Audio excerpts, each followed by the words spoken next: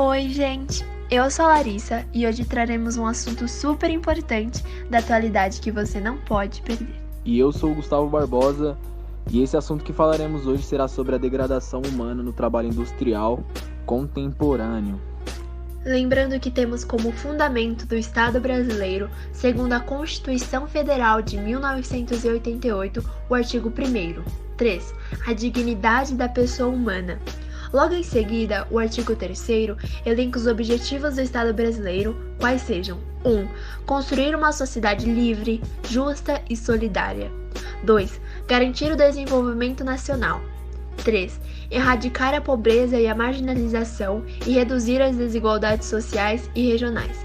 4. Promover o bem de todos, sem preconceito de origem, raça, sexo, cor, idade e quaisquer outras formas de discriminação.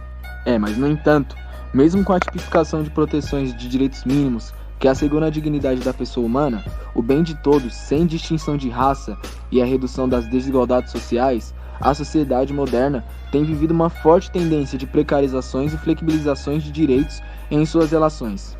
Tudo bem, mas o que vem a ser o trabalho? O trabalho humano é o elemento fundamental que viabiliza a produção de bens e a oferta de serviços.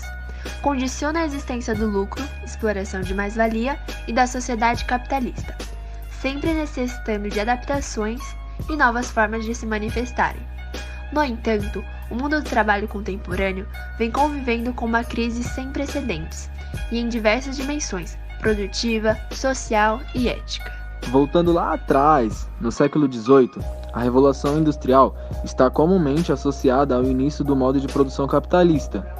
Ela representou uma mudança social profunda na medida em que transformou a vida dos indivíduos, implicando elevados custos sociais e até mesmo ambientais. O capitalismo primeiramente estabeleceu suas bases na jornada de trabalho exaustivas e exploração do trabalho de homens, mulheres e crianças, as quais se submetiam às condições insalubres e sem dignidade, não obtendo a remuneração coerente às atividades que executavam. Propagando o ideário capitalista de exploração do homem pelo homem, observando o ser humano como máquina e a força de trabalho como inexaurível. Dessa maneira, o capitalismo da Revolução Industrial iniciou o processo de mecanização e coisificação do ser humano, cuja força for utilizada em prol do empregador e de sua acumulação de capital. E contrapondo essa ideia, nasce o direito do trabalho para proteger e conceder dignidade ao trabalhador diante desse total contexto de exploração na história. No entanto, a partir de 1970, com a inserção do modelo toyotista de produção no Brasil, a sociedade passou a experimentar transformações que concorrem para a pauperização da sociedade laboral. Se manifestam principalmente com a imposição de relações de emprego flexíveis, desregulamentadas, informais, e desempregos disfarçados. Como consequência, tal desregulamentação concorre para condições mais favoráveis à especulação do capital em detrimento da produção e que, consequentemente, afeta negativamente a geração de mais postos de trabalho, corroborando para a degradação do trabalho humano, que uma vez que concorre para uma sistemática desqualificação da importância da força de trabalho, enquanto elemento constituinte do processo de reprodução do capital produtivo. Referido ao processo histórico de degradação do trabalho e do ser humano no movimento de expansão do capitalismo em seu atual momento, se manifesta como um fenômeno consequente de uma crise essencialmente presente nas relações produtivas, capital-trabalho, manifestada desde o início da reprodução capitalista. Mas é aí que vem um porém. Essa atual crise que se manifesta e, sobretudo, com a aprovação da reforma trabalhista, que traz como principal prática a desregulamentação das relações de emprego, tende a elevar mais ainda os níveis de desemprego. Uma longa história aqui no Brasil, que já são 14 milhões de desempregados. Além de contribuir para o crescimento da pobreza, uma vez que na prática se materializa como redução de custo de mão de obra, logo, redução das rendas reais disponíveis aos trabalhadores, que já são precárias, uma vez que 72% da população sobrevive com até 2 salários mínimos por mês. Agora vamos citar alguns exemplos presentes nos dias atuais. Primeiramente, sobre o trabalho infantil em carvoarias, as invisíveis crianças feitas de fuligem. No Brasil, maior produtor de carvão vegetal, onde escoraram no ano de 2015 6 milhões de toneladas da substância, que para atender um mercado igualmente agressivo, de demandas rápidas e desejo pelo menor custo possível. Não é de se espantar que Carvoarias representem 1/5 das empresas denunciadas por trabalho escravo. Escravo, sim, ou análogo à escravidão, porque além do Brasil ter sido um dos últimos países a abolir a escravidão, é também uma nação onde ela não desapareceu por completo, transfigurou-se, mas ainda está nos barracões entre os fornos, onde famílias inteiras dormem após uma jornada extenuante das 5 até as 18 horas. Também no carvão que trepita nas churrasqueiras de quem os compra sem saber da procedência. O trabalho infantil em Carvoarias anda de mãos dadas com as denúncias de trabalho análogo à escravidão. Razão talvez essa de uma não sistematização de dados, porque eles são parte de um círculo vicioso. A criança que trabalha no forno é o adulto que continuará nele. E ainda que assim pareça aos olhos das crianças, o monstro não é só o forno, e sim uma total cadeia de produção que não envolve somente as relações entre trabalho e empregador. Envolve Estado, a propriedade, a sociedade como os bens de consumo, a ética de saber de onde vem, o que é consumido e quem perde os dedos e pulmões para que a carne grelhada nos churrascos e domingo chegue. É por não crescerem que cabem nos fornos, e não crescem justamente por cozinhar no fogo lento do trabalho. O trabalho infantil em Carvoarias é considerado uma das piores formas de trabalho infantil pela lista TIP. Em Carvoarias de estados como Mato Grosso do Sul, Pará, Goiás, Mato Grosso e Tocantins, crianças e adolescentes são expostos a temperaturas médias de 70 graus Celsius, sujeitando-se a mutilações por queimaduras. A queima do carvão libera uma áspera fumaça que pode causar problemas respiratórios como a tuberculose, além de outras doenças provindas de ambientes insalubres, como tétano, doenças de Chagas e problemas musculares devido à repetição dos movimentos. Abre aspas. Se você vive no trabalho escravizado, acontece de maneira muito frequente a desestruturação familiar em virtude da migração. A pobreza, a desigualdade e a desestruturação podem levar ao trabalho infantil, este que por sua vez leva à evasão escolar e ao analfabetismo, que leva à exclusão socioprodutiva e déficit estrutural, que retorna o indivíduo ao cenário de vulnerabilidade e exclusão social, e este leva novamente o trabalho escravo. Luiz assim detalha o ciclo, a produção desenfreada que não respeita os direitos humanos existe dentro das vistas grossas de um consumista pouco interessado em saber onde que está consumindo, o que está consumindo, e a terra é engolida no processo e os trabalhadores, pequenos e grandes, mastigados por ela. Falando agora sobre os imigrantes irregulares.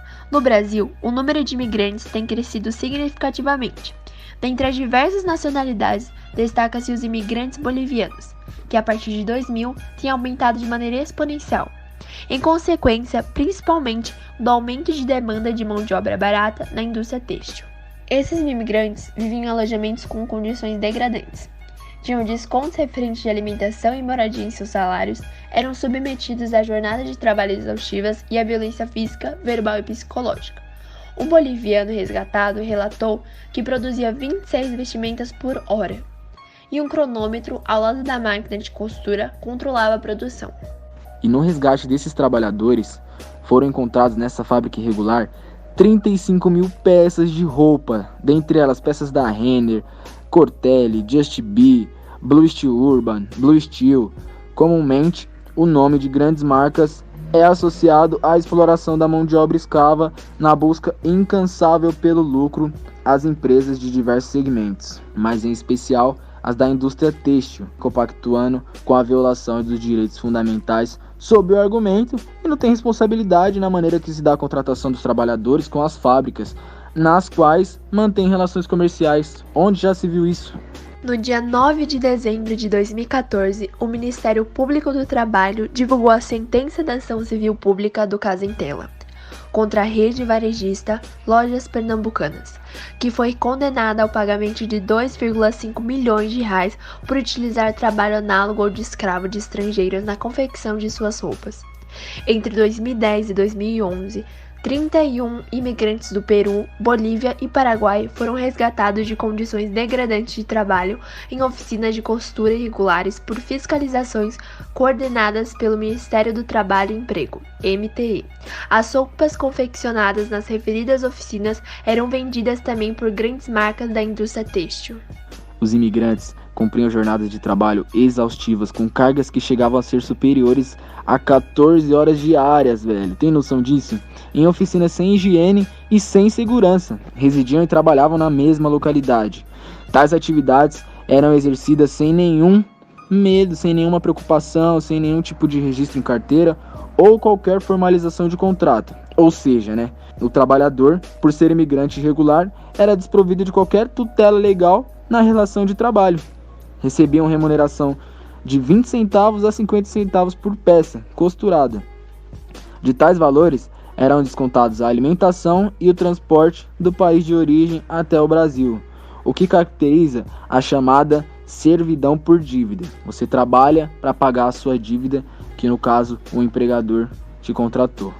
Apesar da condenação, a empresa não reconheceu a sua responsabilidade pelos trabalhadores que se encontravam em tal condição. Com a alegação repetida por todas as grandes marcas envolvidas com o trabalho escravo, a empresa em questão alegou que mantinha a relação de natureza comercial com a fábrica e por isso não mantinham nenhuma relação trabalhista com os imigrantes. Mas mesmo com todas as garantias estabelecidas na Carta Magna, após 26 anos da Constituição, nos deparamos cada vez mais com notícias sobre o trabalho escravo no Brasil.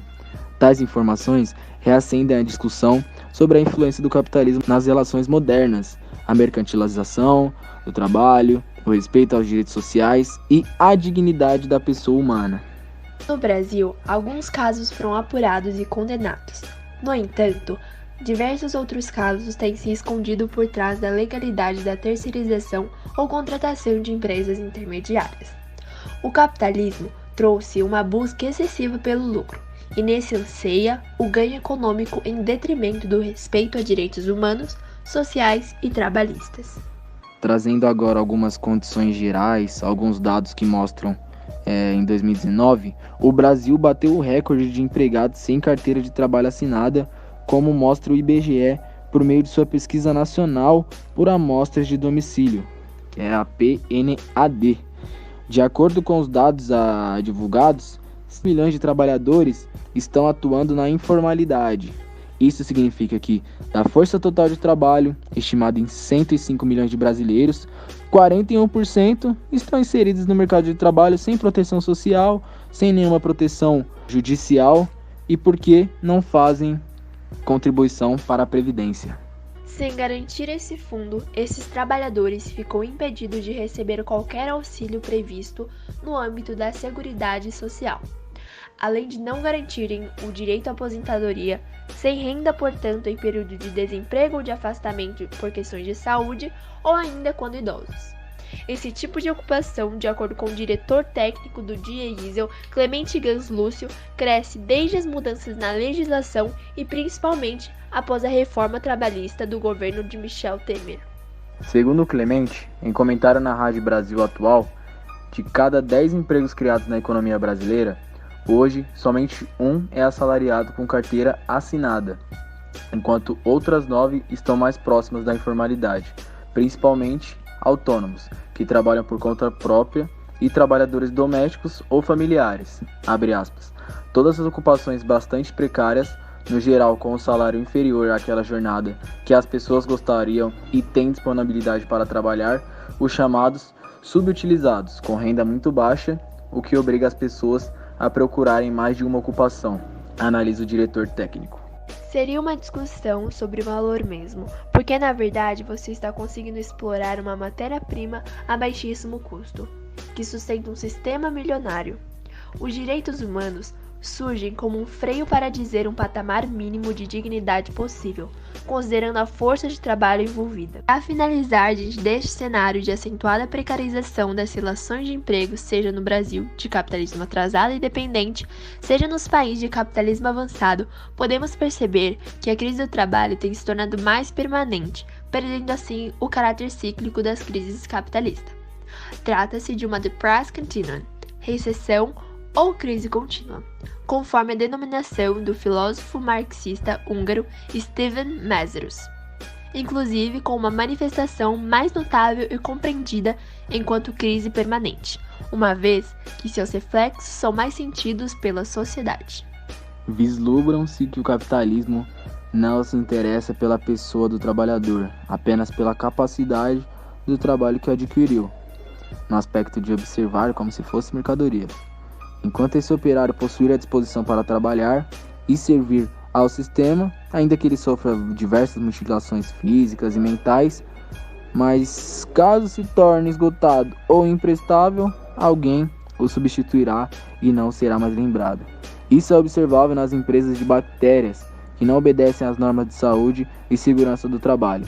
O trabalhador ao adquirir saturnismo, que é uma doença típica das fábricas aí, ao colocar o empregado em contato direto com o chumbo, se torna descartável, pois perde a capacidade produtiva de produzir ali mais matéria-prima e assim gerar mais lucro para a empresa aí. Resta a nós, trabalhadores, refletir e se mover numa perspectiva de superação deste domínio do capital, sobretudo em sua dimensão financeira. Somos instigados a rever nosso papel enquanto sujeitos de emancipação, uma vez que a economia prevaleceu sobre a política, ou seja, as discussões políticas que deveriam favorecer a sociedade representam explicitamente os interesses do capital.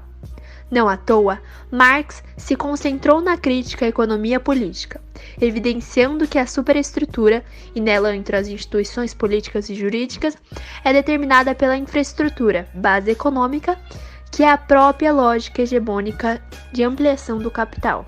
Essa compreensão é apresentada sobre o processo de degradação do trabalho como algo natural da expansão do capital, tem como objetivo principal reavivar a discussão do papel do trabalho como canal de satisfação do ser humano, incitando aí questionamentos acerca do papel deste como protagonista de sua vida social e não somente como elemento constituído do processo produtivo no sistema capitalista. Por fim, somos provocados a pensar em novas formas de se organizar produtivamente, na tentativa de se resgatar a compreensão do verdadeiro significado do trabalho humano, uma vez que para o capital ele permanece com seu sentido fundante e limitado à produção da mais-valia e sua exploração máxima na infindável e ininterrupta, incessante busca pelo lucro. Em suma, é indispensável estreitar as relações humanas e transformá-las novamente em sólidas, valorando-se a vida e não o patrimônio, ainda que em um sistema que propala a exploração em prol do capital, utilizando-se do altruísmo e a cidadania em sua plenitude a serem introduzidos pela catarse, a qual poderá conscientizar a massa de exploradores e explorados, por conseguinte, a fuga da coisificação e degradação humana no ambiente laboral. Então é isso, galera, esse teve o assunto que a gente quis trazer à tona aí pra vocês. Na correria do dia a dia, fazendo trabalho da escola, estudando, trabalhando, a gente acaba não lembrando e a gente acaba deixando passar, né, assuntos como esse. E ainda é uma realidade muito ativa na nossa sociedade, existem muitas pessoas que têm trabalho análogo à escravidão. E é isso, um bom dia a todos, é nóis.